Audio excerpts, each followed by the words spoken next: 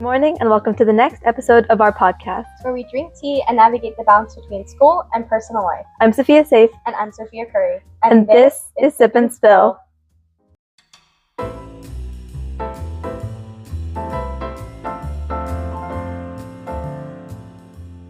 Welcome back to the Tea Journal. The topic we'll be touching on today is how our mental health grows with us. So I think the first thing we can talk about is our shift from a high school freshman to a junior or even senior, and how it's significant of our journey of mental growth. So absolutely. Yeah. So that means like moving from social anxiety and finding our place to a focus on future pressures and our personal identity. I feel like we can even talk about our shift into freshman year from 8th grade too. Okay. Because, or even, there's like a bunch of shifts we can actually talk about here. Mm-hmm. Why don't we start chronological order? Okay, so let's start with our freshman year? Yeah. All right. So freshman year, we have social survival. So you're figuring out where you fit in and worrying about ridicule. Social acceptance can feel like everything, and adapting to a larger school environment is a primary stressor. I feel like that, along with the fact that your lunch period isn't set, for us specifically, our lunch period isn't set with people from our grade. Yeah. So you kind of like aren't guaranteed people that you know. Mm-hmm. And I mean, you're probably guaranteed people you know, but maybe not friends. And I know freshman year it was a shock for me because I didn't really have any good friends in my lunch. Really? And I was sitting with this one girl that I was kind of friends with, but I was never really close to her. And like, she had a better phone than I did, so like her phone would work at lunch and mine wouldn't. And like, I didn't have much on that phone at the time. And so it was kind of like a struggle for me because I was like, I could do, like freshman year, I didn't have as much schoolwork to do during lunch. But I think I eventually found my place because like they don't take your attendance at lunch. No. So like I ended up finding out that my friends, which later on became my orchestra friend group, had orchestra study hall during 4th period. So I would just stay in the orchestra room after 3rd period orchestra and eat lunch there for the rest of the year. That seems like a good thing to do. Finding your own social footing in high school can be a tough thing to do. Yeah. But eventually, like you said, it does happen. Yeah. And I think also, like, finding your footing in that academic jump from middle school can be overwhelming. Like, you focus on building a foundation and navigating the school's social landscape. But then there's also the academic expectations for the first time. I feel like the 9th grade expectations aren't nearly as high as maybe 10th or 11th grade is from middle school. But that could just be our school in particular. Like, I know I definitely felt like it wasn't too much of a jump. But I think it was also like a little bit of a jump in terms of some of the workload. Because I did get a little stressed. More stressed than I'd say during 8th grade. And then last year was just like definitely a lot. I feel like I was able to find myself socially more in high school than I was in middle school. Oh no, me too. And I feel like that feeling in middle school was like I felt like I was stuck in the same circle over and over again. Kind of broke in high school and helped me find myself. You know what I mean?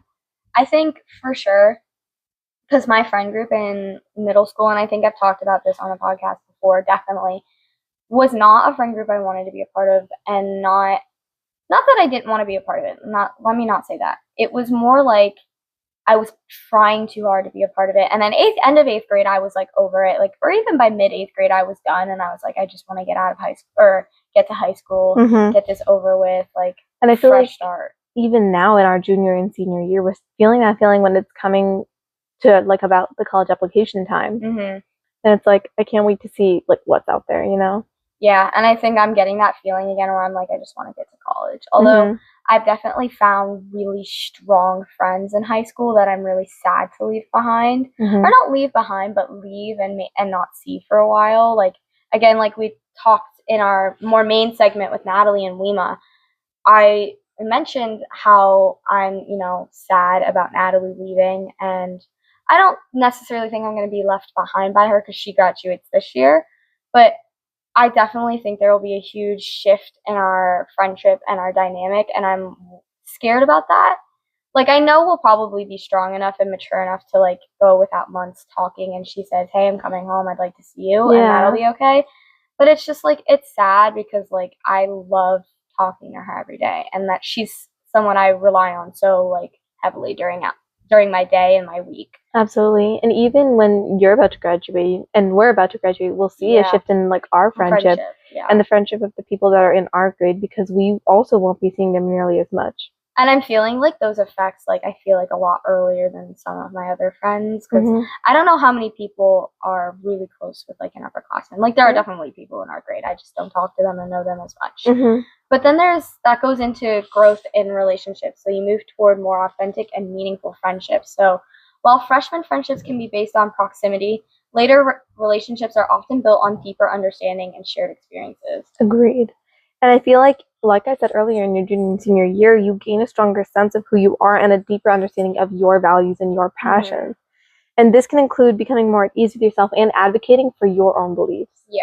I think, again, like, me and Natalie's friendship's a really good example of how it's not really based on proximity, because freshman year I wasn't around her as much. And even last year, now I am more, because, like, we drive to school. I can spend more time with her, you know. We walk together, like, more often. But we still don't even have, like, such a close proximity. It's, like, she's not in any of my classes. But the only time was because, like, my ex, like, is her boyfriend's brother. And that would be proximity, and we would just kind of, like, end up having coinciding hangouts with them. But, like, definitely when she goes off to college, will that be a good example? And again, when we go off to college, that'll be another good example of how, like, a strong friendship is not based on, like, proximity. Absolutely, and I agree with that. And I feel like the start of a strong relationship can be rooted in proximity. Yeah, for sure. Especially because, like we talked before, or soon in our COVID episode, we talked about how online relationships aren't nearly seen as strong as these ones that are made in close proximity to each other and made by social connection. Yeah. And then there's also reflection and endings. So this is a bittersweet time of reflection on your high school journey. You celebrate achievements and memories while also facing the emotions of leaving behind friends in the community. And I think that's something that's huge for us, because accepting change is something that we have to learn to grow and kind of accept.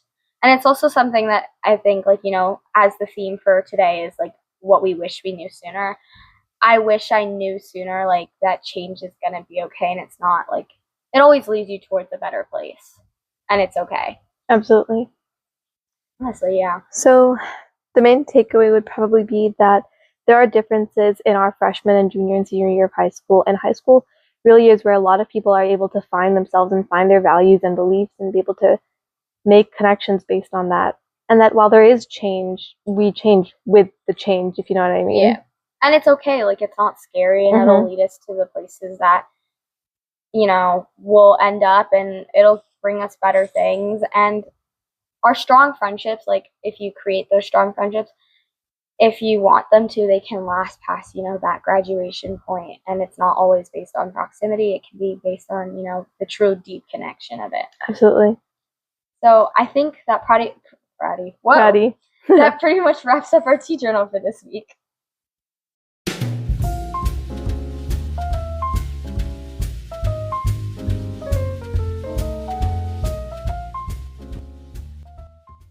Welcome to Tea Time Talks.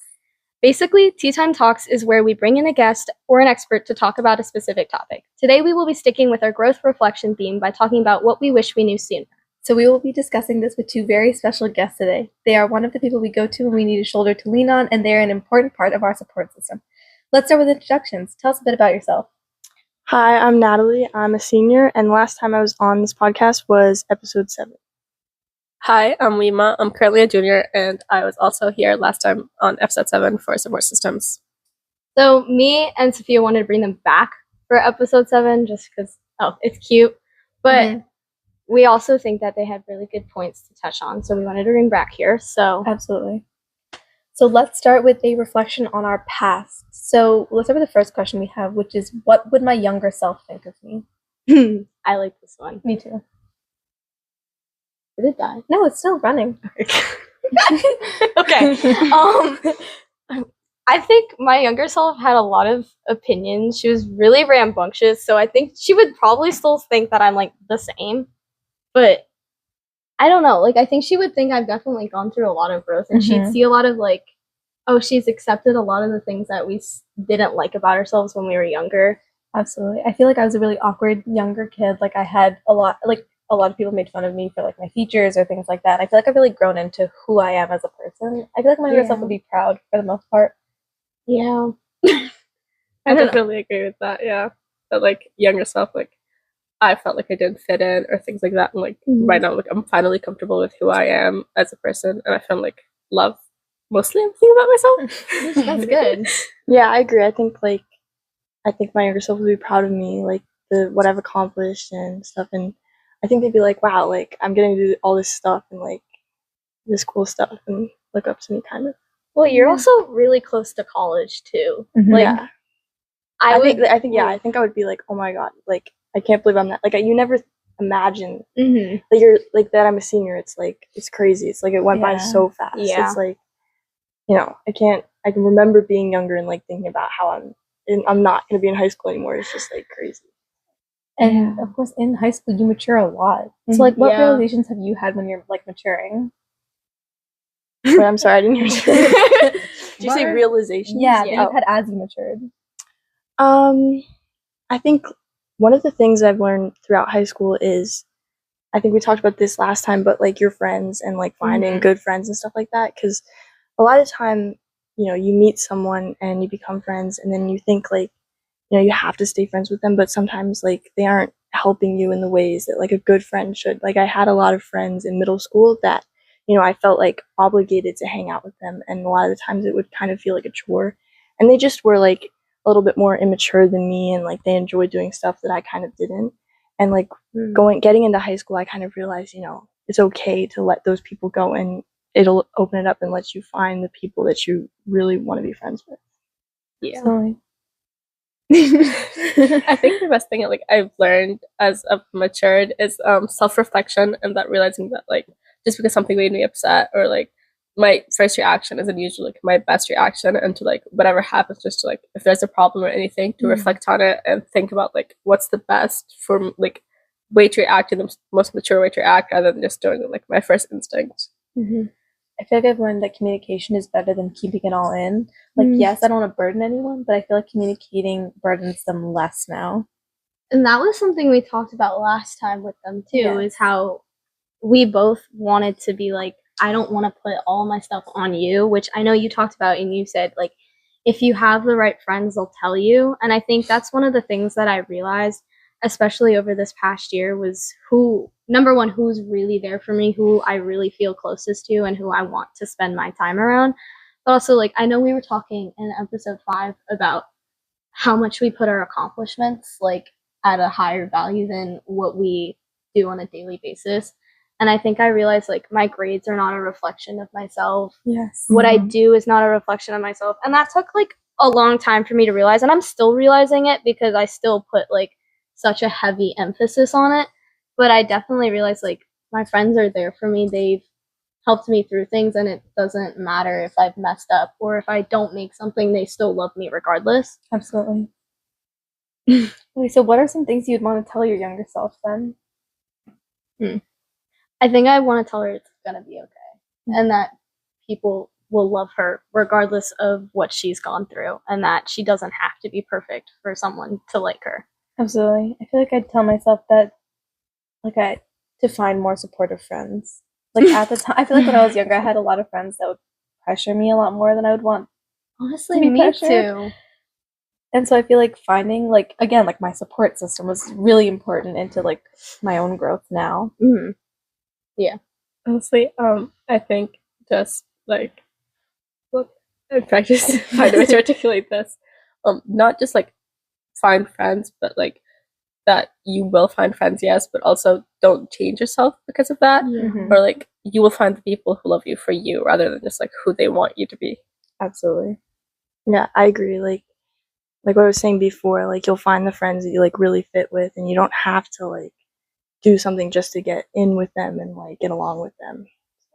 Absolutely. I think that was a really healing thing for me too, because I know in middle school a lot, I pushed myself to be a part of a group just to not feel awkward where I was, because I was like, well, I want them to like, oh, that was the other thing I realized, Mhm. is that not everyone has to like you. And I still Mm-hmm. need to accept that now, because when I bother somebody, or when someone doesn't necessarily like me, it bothers me a lot, because, you know, you don't want to put like a negative impact on someone's life. But I think like that's something that I had to realize, is it's okay if not everyone needs you in their circle, or needs your help, or like, enjoys your presence. That means you just don't need to spend your time around that person. And I think that's also something that I've pushed myself to kind of move through this past year, is who do I keep in my circle and who do I give my time to. Absolutely. I feel like the friends closest to us are those that are there for us and not for what we can do for them, you know? Yeah. Mm-hmm. Okay, so what are some perspective shifts that we had? Like, in terms of, like, I know, like, when I was younger, I'd be like, oh, this is so stupid. Or, like, you know, when parents are like, well, you don't get it because you haven't gone through that experience. Or, like, they're like, you aren't making this decision because you haven't had that experience. And I've seen myself now realize, like, oh, now I understand why they made that decision. Or now I understand why they say certain things when I was younger, because now I've gone through something to understand it. Absolutely. So, what are some of those things? One of the perspective shifts that I've had is, I don't know if when I was a kid I complained a lot, but as a teenager, like, I don't complain really at all, and that's something like my parents agree with and like my friends agree with, and it's kind of like my goal. Like, you know, a lot of people I see, they go to school, they get up, they're like, oh, I don't want to be here, like, and like I make it my goal every day to like find something to look forward to, because if you complain about it, then you're not gonna have a good day. And like, you know, in middle school, like every day I would just not want to be there. But every day in high school, I've kind of made that realization, and, you know, I enjoy it. I find something to look forward to, and I'm able to like get through my day and actually be happy and not be miserable the whole time. Absolutely. I feel like another thing is that as children, we're trying as much as we can not to be childish and to grow up as fast as possible.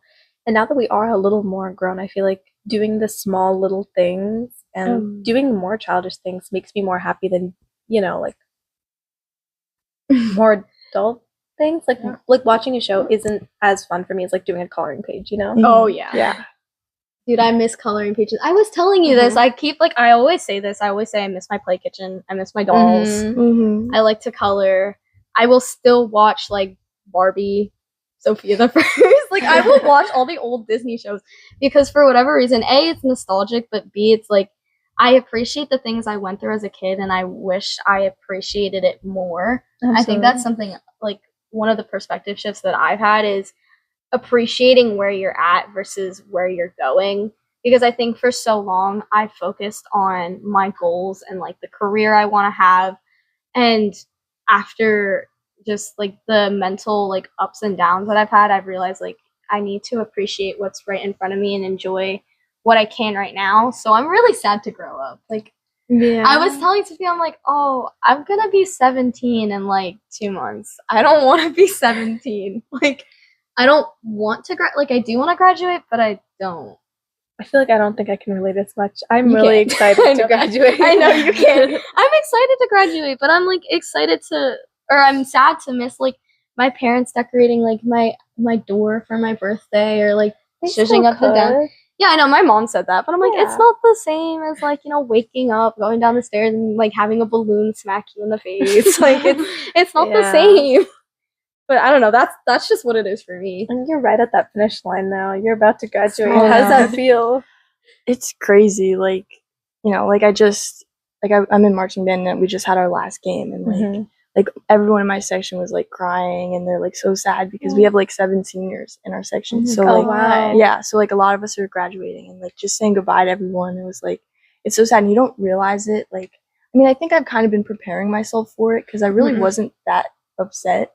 Like, I was sad, but like I was kind of like, you know what, it's time. Like, it's time to move on. You know, I'm gonna find something else. Like, maybe I'll do it in college or something. Yeah. But I think throughout, I've just kind of been preparing myself. Like, the first week of school, I was just like in a horrible mood. I was like, I can't believe this is my senior year. Like, I was so depressed. And I think like just thinking about it every day is kind of like preparing me for it. So Yeah.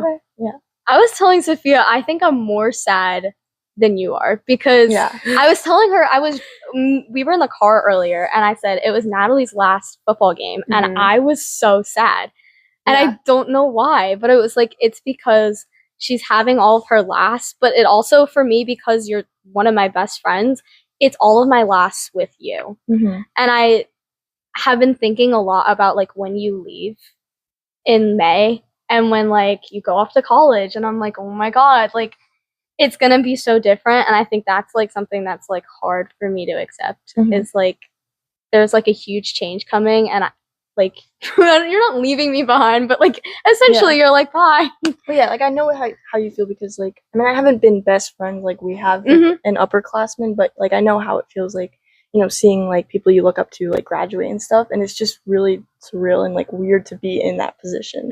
Well, So, it's like- just like not even like someone that you look up to, but someone that you're really close with, Yeah. like leave. Like I remember thinking about when I was younger, like, oh, one of my really good friends who I'm not super close with anymore, but I remember like, oh, it's 8th grade, like she's gonna go off to high school, but like I'll see her the next year. Like, and I was like, well, there's gonna come a time where I'm gonna be like, oh, they're seniors, they're gonna go off to college. I'm not gonna see them like the following year.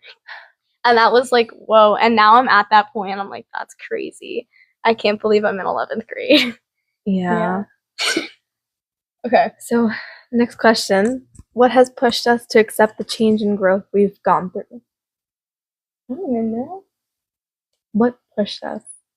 I think honestly just like support from my friends. Like Mhm. that's the biggest thing, is that like to accept yourself, I feel like you have to feel like the people that you love you accept you as well, to make you feel like, oh, there's nothing wrong with you, or like the change wasn't exactly a bad change. Absolutely. And I feel like growing with our friends means a lot. Like you grow together, you're not just growing and they're staying the same, you know? I think just watching myself go through like 3 years of high school and seeing like Yeah. what I used to put such like an emphasis on in freshman year and what my priorities were, and now like being forced to accept the change, like being forced to accept like something huge, like a breakup, or like the fact that like one of my closest friends is leaving, or like my friends have shifted, is something that's pushed me to be like, I can't stay stuck in the past. Like I Absolutely. can't, because it's not going to Mhm. change anything. So I have to accept it and just move through it and say, okay, this is where I'm at now. Yeah, I agree. Definitely, like my friends and, you know, kind of myself, like the habits I've created to like help me get through change and stuff like that. Do you think you've seen your friends shift in high school? Like who you're close with? Shift? Yeah. Yeah. I don't know, because I've noticed that like a lot. Like I think because I got really close to Sophia in high school, Mhm. but I was Yeah. not close to her in middle school. Or even in elementary school. And the people I was really close to in middle school, I'm not like close with anymore at all. Or I don't even talk to them. Like 8th grade was a major shift for me, actually, Yeah. because I met, like, of course, my best friend, and then a lot of other friends that still support me. I love how we both met our best friend in 8th grade. Did we already talk about that? We did already talk We did. about that. Okay. Moving on. Wait, were you in? you I were was in 8th grade when I met you. That's right. That's right. May. That's right. You thought I was in your Spanish Stop. class. Can we not bring that up? No, because like, I didn't look at the last name in my defense, guys. And then she's like, Sure. no, I'm a freshman in high school. And I was like, oh, wow. Okay. I'm actually still friends with a girl I've been friends with since 1st grade. So Oh, we've yeah. been friends for like really Oh, long. wow. Yeah, I have friends that I've like been friends with since I was like 3. That's good. Yeah, that is good. Do you guys think like the level of closeness has changed, like with even friends we've had for a long time? Yes. Or, like it Yeah. shifts. I feel like the Oh, yeah. friends that I've been close with for a long time are my cousins, and so I think we've gotten closer over the years. Like, yes, we've had our ups and downs, but it's always been like they're two of the closest people that I've ever been to. I'm so glad that my relationship is so good with them right now. Well, that makes me think, do you think you've seen relationships within your family shift? Like, even if it's just cousins or parents or siblings, have you seen that shift as you've grown up? Yes, absolutely. Mhm. Like, Yeah. Well, I mean, I don't have any cousins. Like my cousins are like in their 30s, so like I only have 2 like immediate cousins, or first Yeah. cousins. But I think definitely like my relationship with my parents has changed as I've gotten Mhm. older and like Mhm. I've matured. And you know, my mom was, when I growing up, she's like, this isn't like a friendship. Like, you know, I'm still your Yeah. mom, and there's still a boundary there. Mhm. And like as I've gotten older, we've been coming closer like friends and like Yeah. stuff like that. And she says that too, like, you know, we're Yeah. able to like relate to more stuff and like just, you know, go out and hang out and like, I don't know, go shopping and get Starbucks or Yeah, something. I feel like my mom has definitely become one of my best friends. Yeah. So has my mom. My mom says that all the time too. She's like, I feel like you're my best friend, but like you're my daughter, so you can't be my best friend. Yeah. But like she often tells me that she reminds me of, I remind her of her sister when they were younger, because she was really close with her sister when they were younger, because of course, you know, she was always helping her and they were always like together. And I kind of like that I'm able to rely on my mom, but also go to her for those like mother things. But I've also noticed a shift with my cousins, because when I was younger, I wasn't close to like one of my cousins who's literally a day younger than me. Oh, wow. But now that we've like grown up, I've gotten closer to him. Like we were actually on the phone like last Saturday after the SAT, and we were talking about it, and he was like walking me through like problems because I like was struggling with something. And it was really nice because he lives like all the way in Boston because he goes to school out there, and like he's, you know, at a nice private school, but I'm stuck here. But him and his sister are there, and I'm getting much closer to them, and I'm really grateful for that, because when we were younger we weren't, but now I feel like I have like a brother who's my age to relate to. So I like that a lot. But okay, we can move into the next thing of what I wish I knew sooner. So rethinking laziness and recognizing that feeling a need to slow down is a useful signal from your body. So I feel like this comes from a feeling where like you're not doing enough. Like I feel like I'm taking too much time to scroll on my phone. Why don't I have anything to do? But I feel like sometimes we need that time to literally, like it says, slow down and like rethink what's happening. Yeah. I feel like I have the opposite problem. What do you mean? I mean that like I don't like, laziness has been like, I don't want to say my default, but like I've always been like a person who procrastinates a lot, and I'm like addicted to my phone. So I feel like I need to do the opposite and like realize, no, I need to balance my time better, and like realize, yeah, I have to, like, I want to do these fun things, but I also like need to do my work. I need to like focus like more and just like take life seriously, I guess. I think I've heard something somewhere that's like, it's not always saying like if you procrastinate, it's not always saying like you're lazy necessarily, like you might just be burnt out. Because I had that feeling, and I need to like accept that like there's comes a time where I have to put something down, or like that me bed rotting is sometimes okay, because there are times where I like sit in bed and I have zero motivation to get up and do anything. And it's just because I'm so like emotionally and physically exhausted from the week. That's something I think I wish I knew sooner, was like it's okay to feel like that and to give yourself that break in moderation, of course. But like keyword moderation. But yeah, I think teens' relationship, especially now, has changed like with laziness and how we view it, because I think just America as a society as a whole is so very like go go go. Yeah.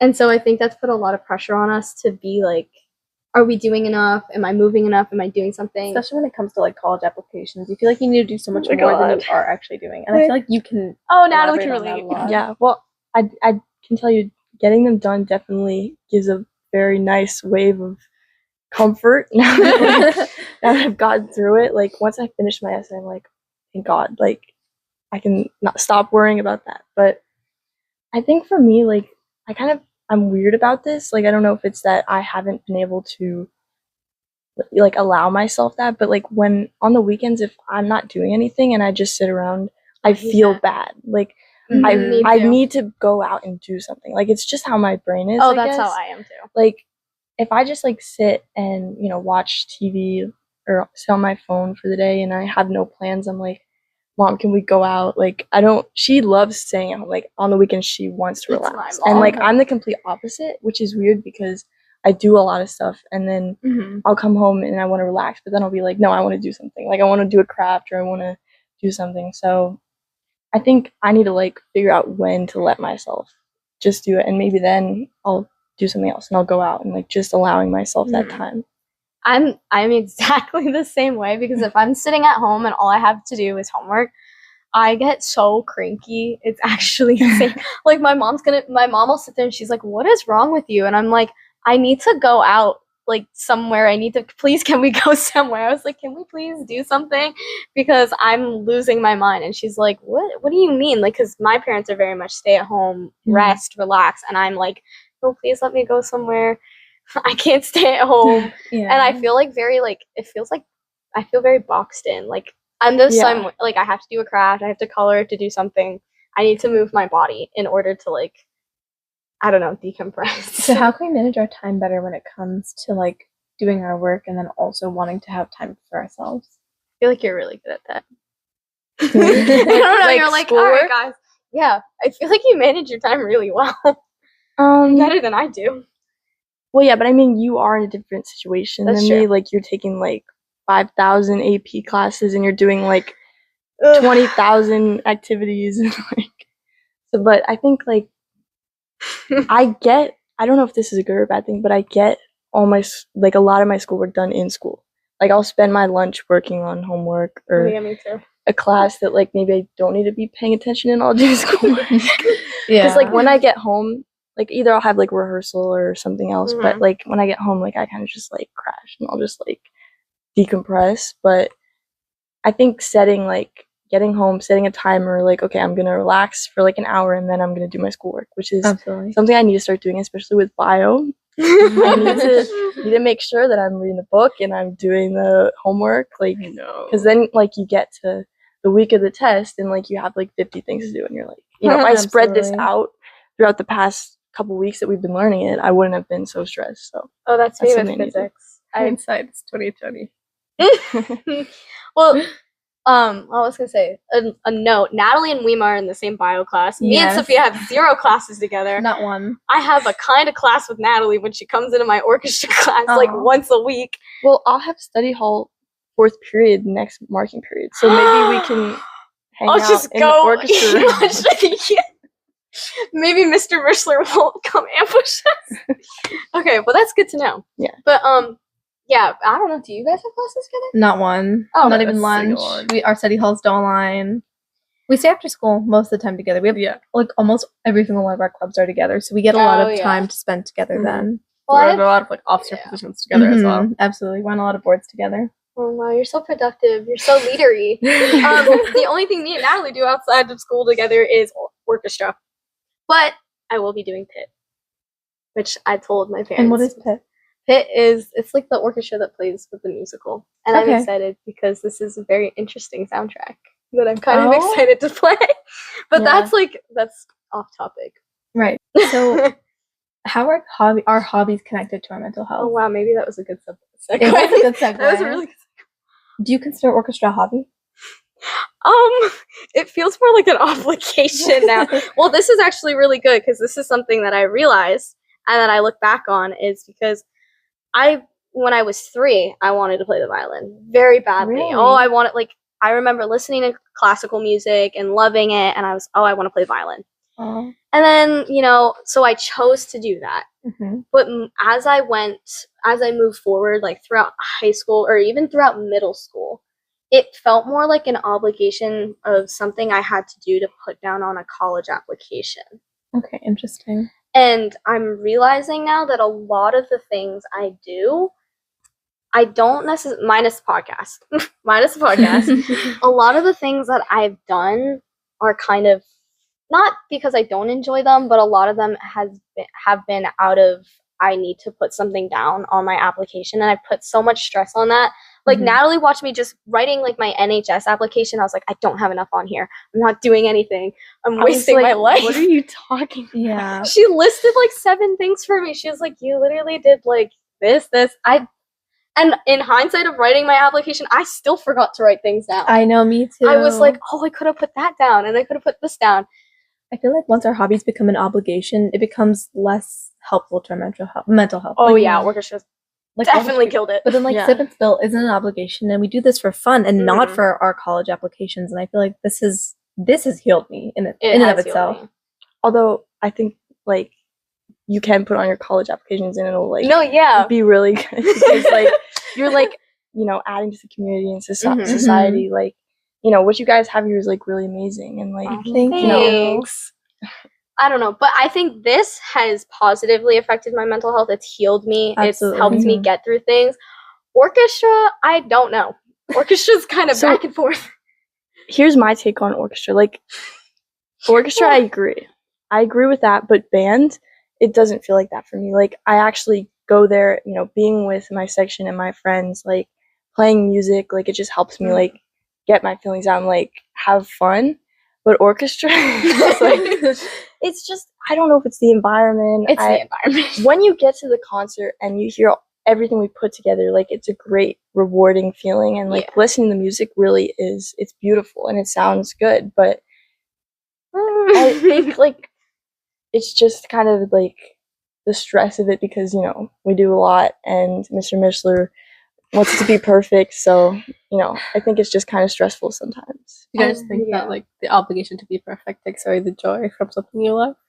Yeah, especially because like we have to like go in his office and play for him and record stuff. Oh my god, I still haven't and done like my district recordings for like him. I have to do like a playing thing for him next week, and like you do? I have like 50 tests this week, and then my birthday's next weekend, so like I have to fit in practicing too, and I'm like, how am Guys, gonna I do all don't this? practice. See, like, I can't even do it. Because I don't want to go in there and like feel Right. like seem like I don't know what I'm doing, like because some of it like I just need to That's practice a me. lot.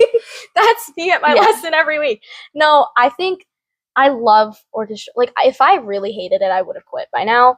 Because Natalie's right. Like, come concert time, I love it, and I'm smiling during the concert, and you can see it. And I appreciate what we put together, and I do like the pieces we play. But it's the atmosphere of playing the violin is very toxic, and just my own troubles of like perfectionism and like wanting to be the best, and having been like really good at the violin and then no longer being really good or being the best has really affected me because of just like the trajectory of how my playing journey has gone. Like I didn't get lessons, and it majorly affected how I viewed myself within the orchestra, because like, not to bring him up, like my ex loves it because it saved him, and that was like, that's his thing. For me, it's the opposite, because it's like draining my energy. I feel like I'm never good enough.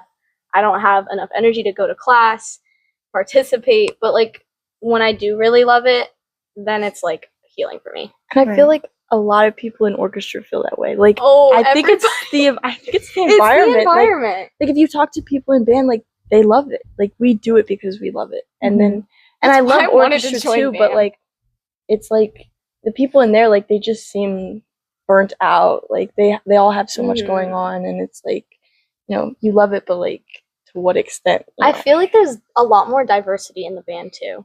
Like there's a lot of different types of students. Like if you walk into the orchestra room, we're almost all the same. Like in the terms of we're all like pushing ourselves to take the best classes. We're like Mr. Mishler's very like, everybody try out for districts, like, and like makes us all go in sectionals and work at it really hard and like pushes us. And as much as I appreciate the pushing, I already push myself enough that I push myself to the limit. Him added on top just makes it so like toxic. So we're all like kind of dying, and just like the time management of it, like there's nothing like to look forward to, because orchestra doesn't have a lot. You guys have marching band. Like I would love to spend Friday nights at like a football game with all my friends, playing fun music, you know, doing whatever. And I feel like orchestra doesn't have anything like that. I don't know if that's like how you view orchestra. The only thing to look forward to is the concert, and that's like months. Yeah. Like you guys have something every Friday. Like I feel like that would get me through orchestra if I had that. I don't know. So in terms of external things, for what I wish I knew sooner, one of our topics is authentically developing self-worth that isn't dependent on external validation. I have a lot to say about that. Feel free. Well, because I think, well, minus Vima, because I like haven't gotten to know you like well enough, but we don't like run in like the same like extracurriculars. But I know the two of you have seen me depend on a lot of external validation. For sure. I mean, no, not at all. No, like, wow, that's a really strong nod. In the past, I feel like you have, but I feel like you're growing to not do that as much anymore. Yeah. But I think that's something that was like really, that's always been something that's really big for me. And I don't know why. And I think it's very dependent on my relationship with my family and family views, and like my relationship with my cousins, and then just my peers around me, because my mom has always told me like, oh, when you go to middle school, when you go to high school, you're going to be in classes with kids that are like really smart, and like you have to think about that, and you're not going to be like the smartest anymore, you're not going to be whatever. Because I remember in elementary school, everybody be like, oh, I want Sophia in my group because she can like analyze the passage or something. And now I'm like, I'm that person where I'm like, oh, I want so and so in my group because like they You know what's also going are on. one of the smarter kids too. You know, Not in my classes. some of them, yeah. What classes? Psych. Oh, okay, well, but psych's like doesn't count What do you mean it doesn't count? because psych is like a class that like almost everybody takes. Exactly.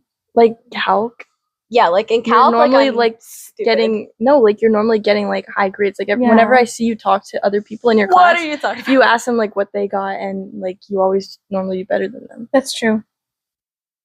I think Would you like to I think give me you're an I think you're a little too hard on yourself. I agree. Again, See, there's that. your own See? self-worth that isn't dependent on external validation. Yes. Thanks. Well, because I was gonna say, what? Who am I talking to that I Danny did better? called- Yes, what I Okay, was gonna Danny. say. I was saying a person in our that's one person in the class. There's literally everybody else in the class is like, Name oh, I drop. got a 90, and I'm like, okay, not me. Physics. Well, physics is hard That for common everyone. okay, but that common Mm-mm. assessment, I don't think Physics isn't fair. Physics also doesn't count because physics I got a physics 2 was out of only 10. for kids that know physics.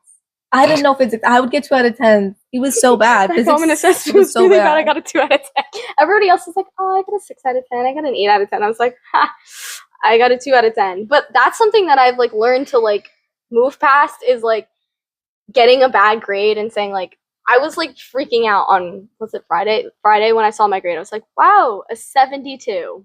Interesting. And I was like, well, what can we do to change this in the future? Like really trying really hard not to like listen like to somebody else who's like, oh, that's not a good grade, or wait for somebody else to tell me like, oh, you'll be fine next time. Like I'm trying to really make sure that I'm able to do that for myself. Absolutely. Mhm. But they still watch me do it. Yeah, like I dislike the people that like, and this is someone we know, that Oh. asks right after you take a test what you got, and like you can tell that they They feel did better good. about their grade when they know what you got, or if you did better, or Oh. if I did better, they're like, oh, and then they get all mad, and I'm like, Yeah. Like, can't we just like keep our grades to ourselves? Like, you know, Yeah. like for me, like it's my grade, you know, I'm gonna take accountability for it. I'm gonna find ways to deal with Yeah. it myself. I don't need to know everyone else's grades, and like it just shows me that they definitely depend on like external things to make them feel Oh, better yeah. about themselves. Oh, I feel like I know who you're talking about. It just clicked in my mind. No, yeah, because or like people that compare themselves. Like I remember, like I think it's the same person, but like I remember when I was going into like we had teams in middle school, and there was like she came up to me, or this person came. Well, maybe it was she. They came up to me and they were like, oh, what team did you get? And I was like, oh, I got whatever team. And they're like, oh, that's the smart team. That was the team I was on. And I was like, Oh, it's oh. definitely the same. and I was like, oh, okay. Like the people that you can obviously tell need to gas themselves up in public Mm-hmm. is like that's something that I really try hard not to do.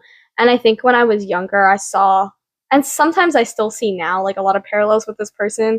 And I don't want to be like that because I don't want to be the person who constantly needs everybody to look at me for like attention and be like, oh, she's so great or she's so whatever. And I want to be able to like find that for myself, because you're right. Like going up to somebody and being like, what'd you get on the test? Oh, you got an 80. Well, I got a 90. Like, okay. It feels like someone's overcompensating, or like, oh, I feel like so insecure and I need to like show you, oh, I'm better than you just to make myself feel Mhm, better. yeah. And I feel like Oh, it's yeah. embarrassing. It's definitely a way to seek external validation. And it's annoying. It's Yeah, really for annoying. sure. Which is why, like, I think we try to stay away from those behaviors. And I tried to push myself to not need people to tell me that I was good enough, because I'm like, okay, A, it gets annoying, and B, like, why do you need other people's opinion? Like, everybody's brain works differently. Yeah. So, yeah, there's that. Moving on. Right. That's, recognizing the signs of emotionally unhealthy patterns in relationships and how to break them. I saw you both look at me. Thank you. I feel like this is a very much like a me episode, because there's a lot of Do you want me to speak about my perspective on your unhealthy? Go for it. Sure. Please tell me how idiotic I was acting. Well, I think there were a lot of times that not a lot, but a couple times that there were things that I noticed that was going on in your relationship that you weren't looking at it. You were looking at it in a different perspective, Yeah. and like there were a lot of times I would try and open your eyes up to be like, that's not okay. You know, Yeah. this is not normal. I know you're trying to make it normal, but like you got to realize that you're kind of like allowing yourself to like justify and like say that it's okay just because you're trying to hold on to that relationship. Oh, that's something you would that I talk think about about. how like you don't know him, like I'm in a relationship with him, and like Mhm. it would be like, well, we're seeing it from an outside perspective, and you are seeing it more positively, even if Like, that's this not is what was group happening. I feel like I'm in group therapy. No, I agree because I realized after moving. Oh, Keep going. thanks. I realized after moving through that man, I just lost my train of thought.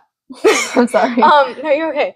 That like I was definitely like I had the tendency to give everybody like a billion second chances. So like he'd be on his third chance, his fourth chance, his fifth chance, like his 10th chance, and I'd still be out here like giving my time and energy. And after that, I realized like these things aren't okay. I need to be able to recognize that I am better than this. I deserve more than that.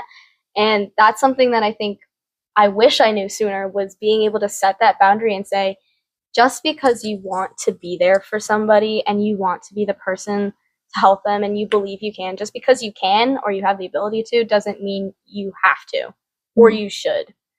Like, Yeah. I could fix him, but that would probably kill me in the process. Yeah. But also you can't control But yeah, other and I can't people, control what he and, does. you know, all you can do is control yourself.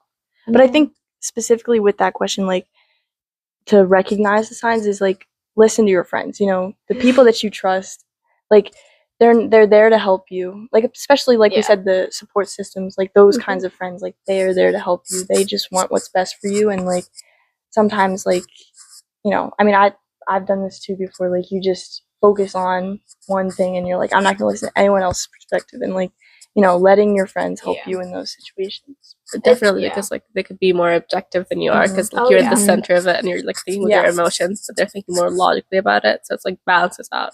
Absolutely. I always say that too because I'm like, oh, I always have like the perfect response for other people's like issues when they come talk to me, and then I'm like, when it's my own stuff, like I don't know what to do and I'm like freaking out. Yeah. But I saw like I know like the both of you saw it because I posted a reel like several weeks ago that was like, oh, I have to go ask my friends anytime I like somebody because of my past choices. I'm like, we can't now. We have to consult the council because we cannot trust my personal opinions because that doesn't work anymore, and we have a bad history with that, and we still have a bad history with that. Well, it's gotten better, Yeah. but I agree. Like, I saw myself like fall really deeply into that relationship, so I wasn't able to think clearly at all. Like, my parents saw it, my friends saw it, like you guys obviously saw it, and you're like, Sophia, you're acting crazy. So yeah, I agree. Like, I definitely needed to rely on my friends for Absolutely.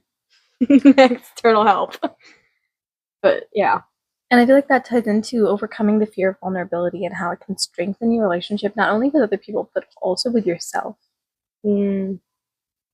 Yeah. I feel like being able to talk to people about like what's going on, even if like it feels a little insecure with other people and also with yourself. Yeah. And I think I've noticed that with a lot of my friends and how I feel insecure in my own friendships. Like, I've talked to Sophia a lot about this, especially about how I feel needed, because again, as a result of that really, really terrible relationship that I had, I'm realizing that I put a lot of value on how I help other people and whether or not I'm useful in their lives.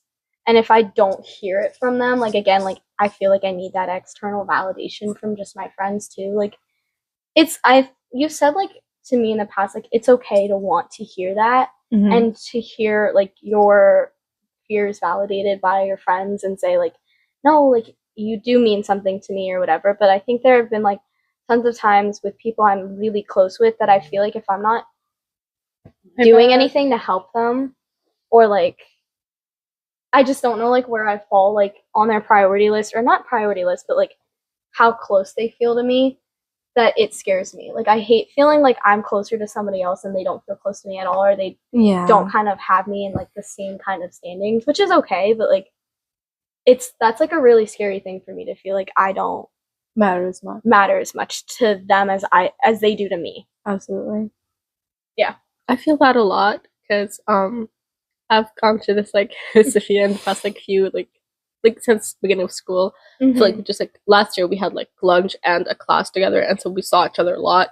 And then this year we like barely see each other in class, and she has like gone a lot closer to other people, and I just like that made me feel insecure at some point, that I was like, oh, is she like gonna replace me now? Is she gonna have a new best friend? And then I realized like, okay, I'm kind of being irrational, and I should probably like communicate that to her and like talk to her about it. And like that helped a lot. Her reassured me that, oh no, like even if I do have like other friends, or like if I'm getting closer to people, that doesn't change your like stance in my life, and like that helped a lot. I think it's important for like us to be transparent about that, and like I know for me personally, I need to hear that like from people around me, and like even though I like trust the people around me, I need to hear sometimes from people like, thank you for what you've done, or like, yes, you do mean something to me, or like whatever, like, because I always like, Sophia knows, like I told her, I think I don't know when I told you this, but I was like, I write letters to people. Yes. They're long letters. They're very like heartfelt, because I like expressing thank you for everything you've done for me, especially to my closest friends, because I feel like they deserve to hear where they stand in my life and what they've done for me and whatever. But then I told Sophia, I was like, sometimes I wish someone did that for me. And Sophia wrote me a letter. I did. It was really sweet, and I loved it. But like sometimes I'm like, there are certain people that I'm like, I kind of wish I had that from them. Like, or like, I wish they wrote me a letter. Like, they're not obligated to, like, I don't care, but like that sentiment is something that I wish I had. Yeah. Like, and that's something that I feel is like, when somebody leaves or someone has a change and I'm like, I don't know where I'm going to stand anymore, is something that's scary. Right. So is your love language like words of affirmation? Like, have you ever taken the test? Yes. Like, and I never thought it was. And I had a conversation with Sophia about this. And I said, I think there's a lot of things that are tied, but I think my view of words of affirmation has shifted. So I think it is. Like for certain people, or like certain types of like relationships, like friendships, I think it is. Like, it's very much, for me, the way I give love is different from the way I receive it. I want to spend time with my friends, and I think I need to hear from them, like, thank you, or like, this is where you are in my life, or whatever. And then like, not so much like, okay, like, it depends, like we were saying, on like what friends like physical touches, because like I'm very like physical with Sophia, like we hug each other a lot, we do whatever, but I'm like, obviously I'm not like that with you, because I know you're not like that at all.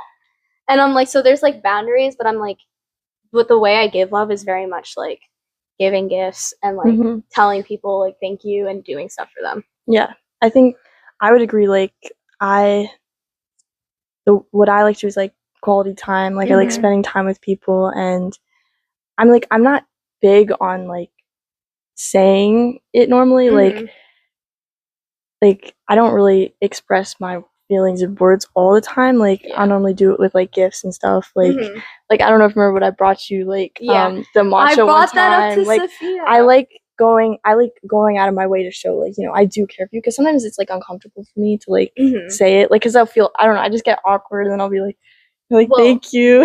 Well, I'll be honest with you now, because I told Sophia, I go, sometimes I don't know where I stand with Natalie, because I'm like, Really? I'm scared. Yeah, because I'm scared that when you go to college, I'm not going to have a place anymore. And I'm like okay with that, because change is inevitable, and you'll get close to people, and I want you to have like a good relationship with everybody in college and find people you mesh with.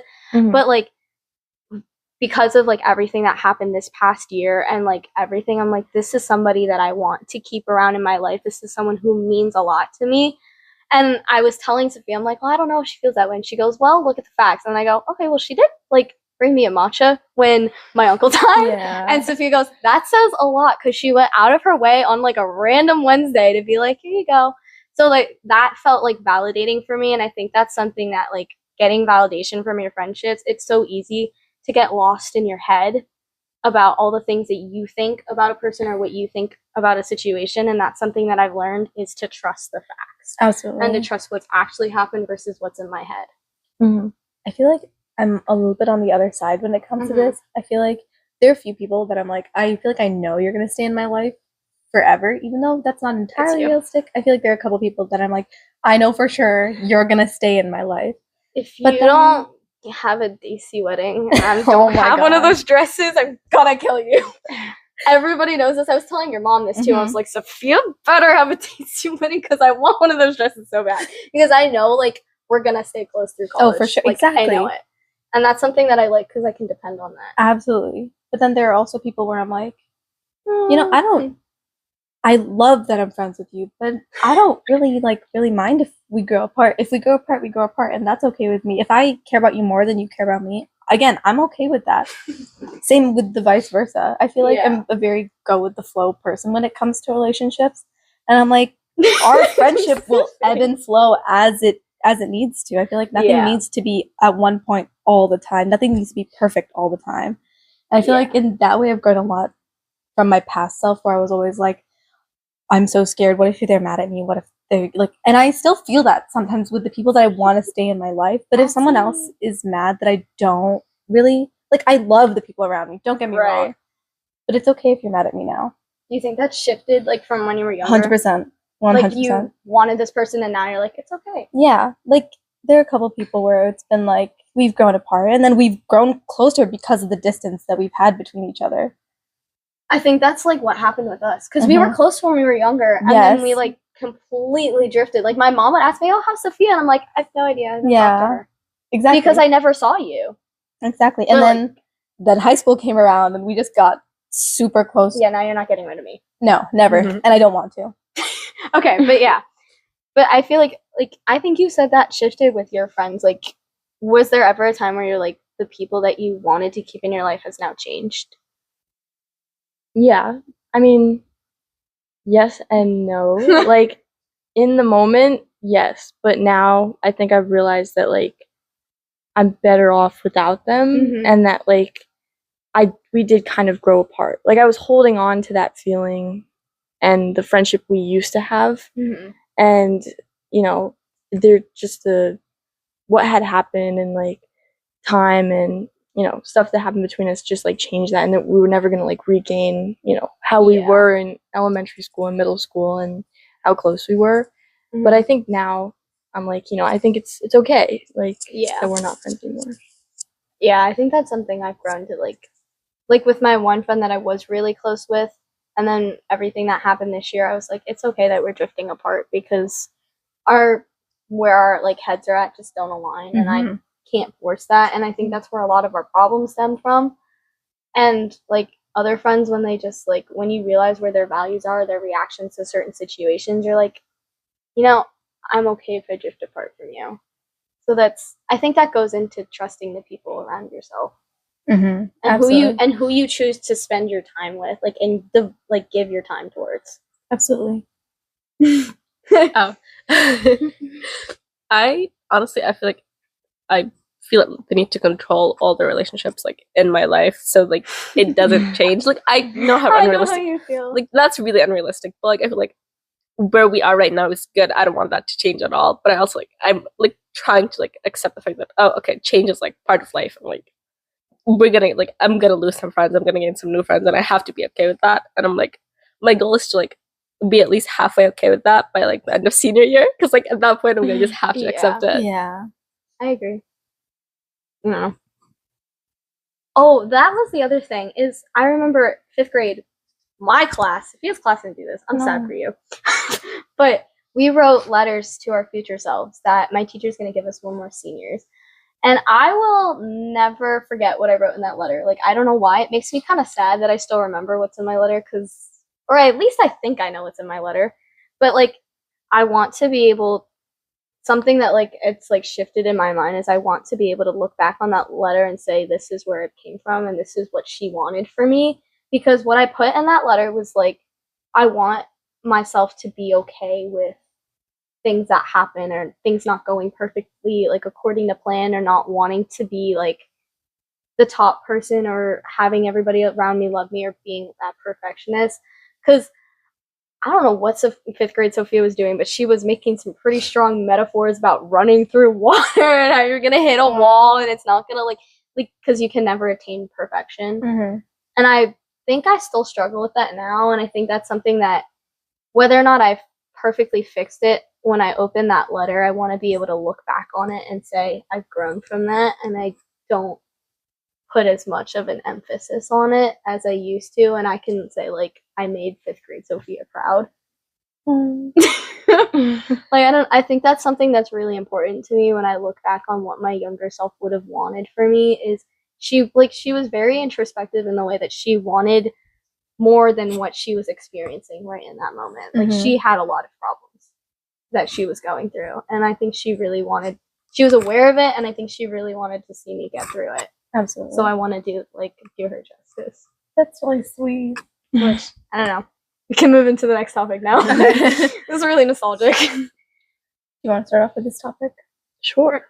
So, one of the things that I wish I realized sooner was, living in the moment and really just I was gonna think of a word. Really just being happy and just I don't know why I can't think of what I was gonna say. Like, staying present. No, yeah, like there was a specific word I was gonna say, but I can't think of it. Not satisfied, but like enjoying what's going on at that time and really just not thinking about what else is going on. Like when you're with your parents, like the little things too, like, watching a movie together, the things that you have that you do every year and stuff like that, because you spend so much time looking towards the future. And like for me, I'd always like think of how many days there are until like Christmas break or Thanksgiving break or something like that, and I don't really like stop and like take a moment and just be happy with what's going on, because it goes by so fast. And I know people said this to me in middle school, like once you get to high school, it's going to go by so fast. Like the 4 years are going to go by so fast. And it has, but it hasn't for me. Like when you think about like every little thing, it feels really slow, but overall I think it's been pretty fast. And I kind of wish that I just enjoyed more of the smaller things throughout it, because I'm really going to miss high school. Like, I know, like, I want to graduate, I want to go to college, but at the same time, I'm afraid of change, and, I'm scared of what's to come. But sometimes I just feel like I wish that I really, soaked in those moments and enjoyed them a little bit more. Yeah. And Natalie's also turning 18 next week. Yes. So she's going to be a full-fledged adult. My best friend's going to be an Wow. adult. That's weird. Yeah, that is weird. Like, I can actually properly say I have, like, good friends who are adults, which is kind of disgusting to me. I don't want to, because that means I'm going to be an adult. I don't feel almost 18. Like, I still feel like I'm 14. Like, I say that all the time. I still feel like that. Like, it doesn't, they say, do you feel older? Like, No. But, like, looking back on... What? Nothing. Looking back on, like, that, like, what do you think your younger self would say of, like, where you are right now in terms of, like, almost being an adult? Like, do you think is this what she expected? I'm going to be honest, I genuinely don't remember much before COVID. Honestly? Like, my memory, like, I think, like, I've talked to my mom about this before, like, I really don't remember my childhood that much. Like, I do in bits and pieces, but, like, I don't, like, I feel like COVID changed me so much, like, that. In good and bad ways, it helped me become who I am. And I think some of, like, my personality traits and stuff like that came from that, and, like, spending that time at my house and, like, not being able to go anywhere. And, like, it's good and bad, but, I mean, I don't really remember, like, what my goals were when I was a kid. I think I was just kind of just, like, a free spirit. Like, I just did what I want. And I definitely think I was different when I was a kid. Like, I wasn't as introverted. Like, I was out there. Like, I'd just, like, the stuff I did when I was a kid, I'd be like I would never do that now. So I think my younger self would think I'm different. And what about 6th grade Natalie, though? Like, during COVID?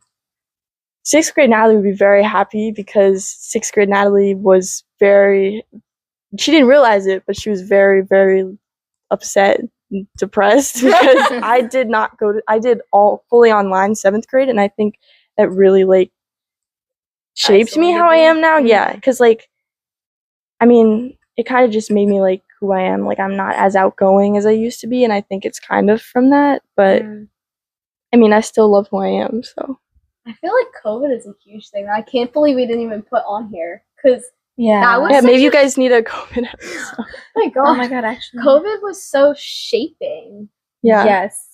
Just because for us it happened just in like our most like formative years. Like all of us were like Yeah. entering our teenage years when this Yeah. happened.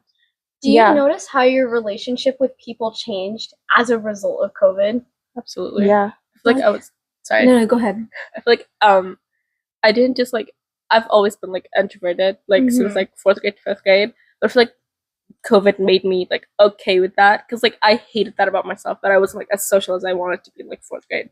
But like when COVID happened and I was like stuck at home all the time, Yeah. I like liked that about myself and like Mm. it helped me accept that. I don't know. Would you say it was more of a positive forming or yet like a positive effect on your life than a negative? Yeah. Ooh. I Do would you say the disagree? complete opposite for me. It probably pushed me to I don't even know. It pushed me to be alone with my thoughts, but I was not healthy enough to be alone with my thoughts. Especially at that age. Especially at that age because I'm irrational.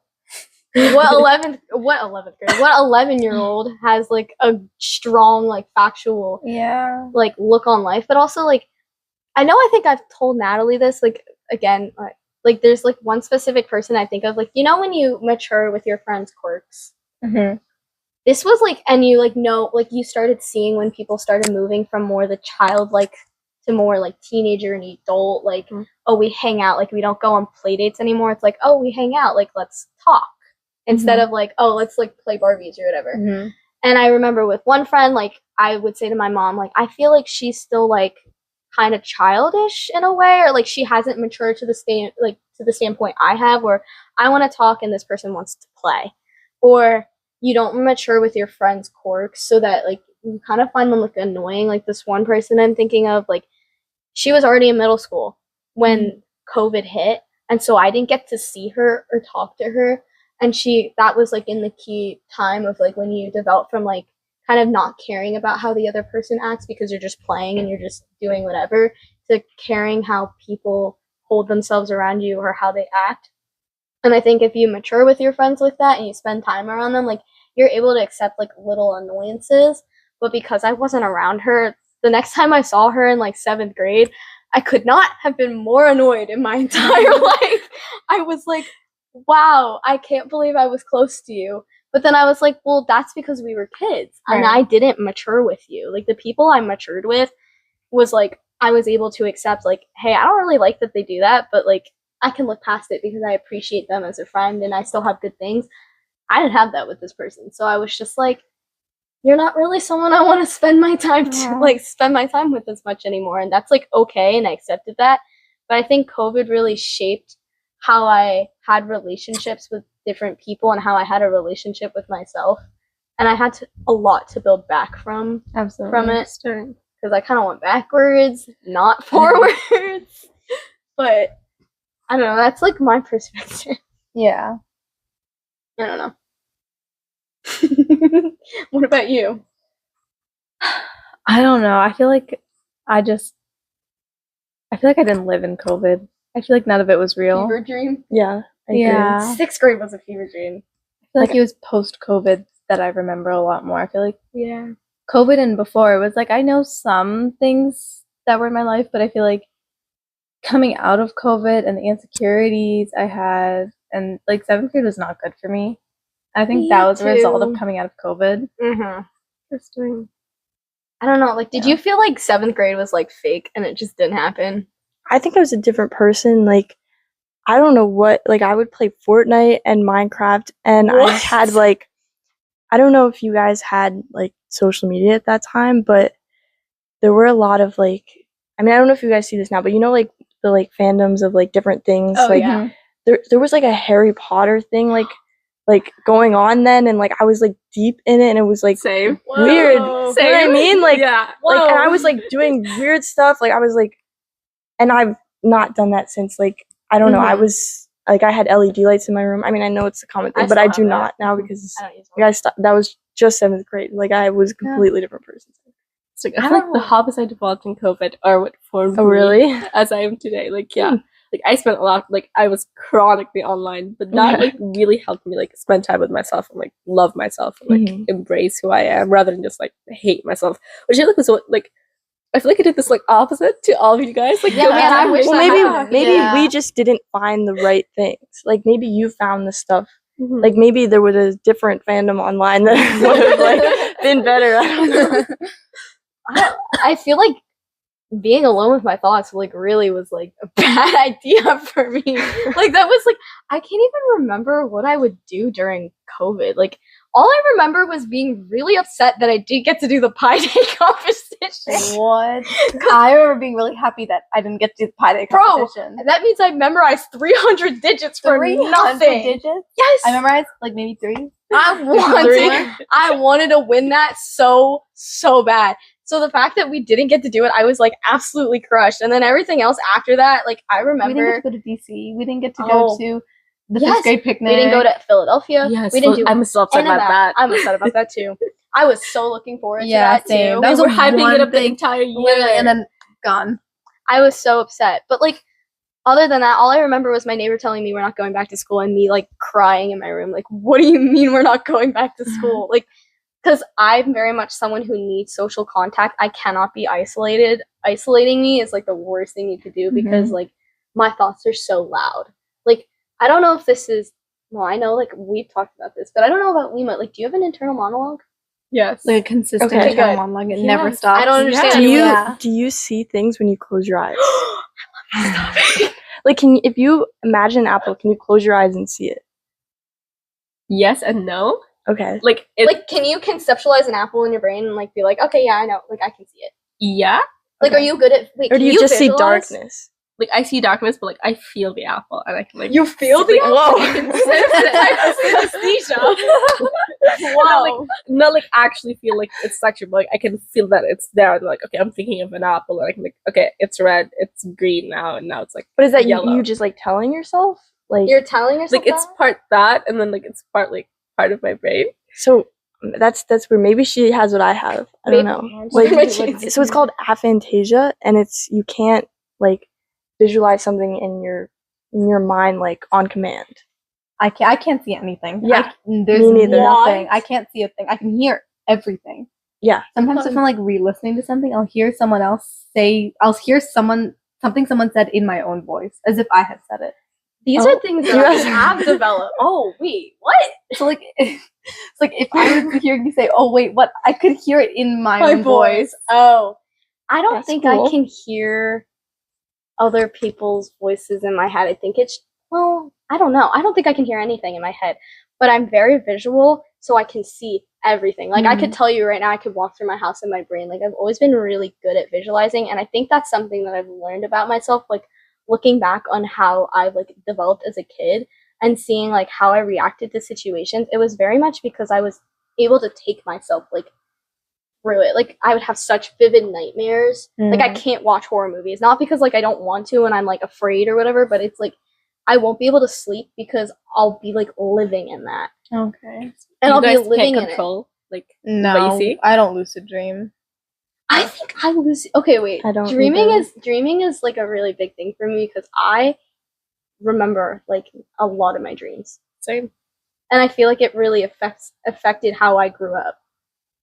Because I would dream about certain things, and this is really weird, but they would happen. Like I would dream about things in advance. Me and my mom think we're like psychic or something because we dream about something in advance, or whatever, or like I could feel my breakup coming. Like I knew it wasn't because like I was seeing signs. Like I like pictured what was gonna happen, and then it happened, and I was like, "What is going on?" Just Or like like, your fears manifesting, or like yeah, and I I'm think like, you're just really good at predicting, it's but weird. No, but it's like, your I brain visualize telling it. you Yeah, what's gonna subconscious. happen. Yeah. But it's like I visualize it, and it like I've always been very visual, so it's like always shaped how I've grown up. So like, yeah, if I close my eyes, like I could see an apple, like walk through my house. But like the fact that people don't do that, I'm like, maybe that's why it was hard for kids to visualize when they were younger. I feel like Because they couldn't. because I've been like a major reader like basically my entire life, and I feel like that helped my imagination a lot. Because Yeah. like if you guys read a book, you guys like picture it like it's a movie, right? Mm-mm. Yes. Excuse me. It's like an audiobook.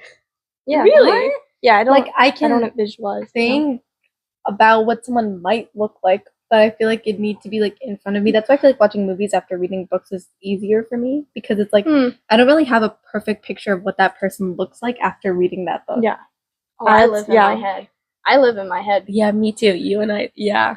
I live in my head. I don't know how y'all do that. Like, I have a whole world in my head that I just go through on a daily basis. Yeah, my world is just my like the internal monologue. Exactly. Like I don't have visual stuff. I have both.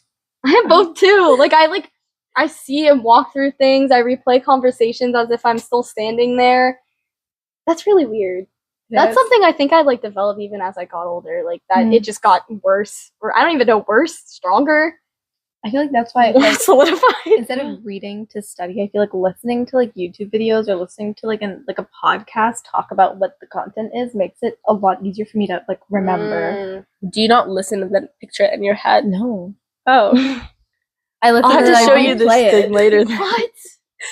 Okay, but that's like a whole other subject for another time. But like, I think so. Basically, I think to wrap it up, I think so many thoughts. Well, I don't know what I was gonna say. So basically, Would you like to wrap it up for me? So basically, I feel like the most important thing is to not only trust the people around you to help you heal, but also to trust yourself and be more vulnerable to like in order to understand yourself.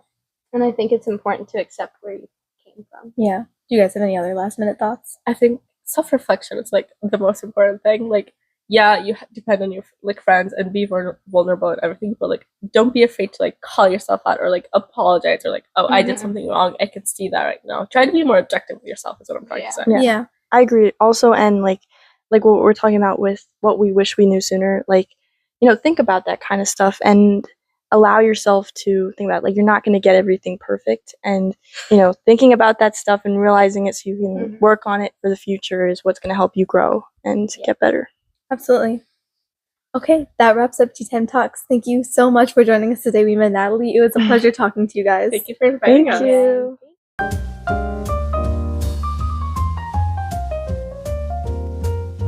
Thank you so much for listening to our 7th episode. I hope you'll join us next week on Sip and Spill.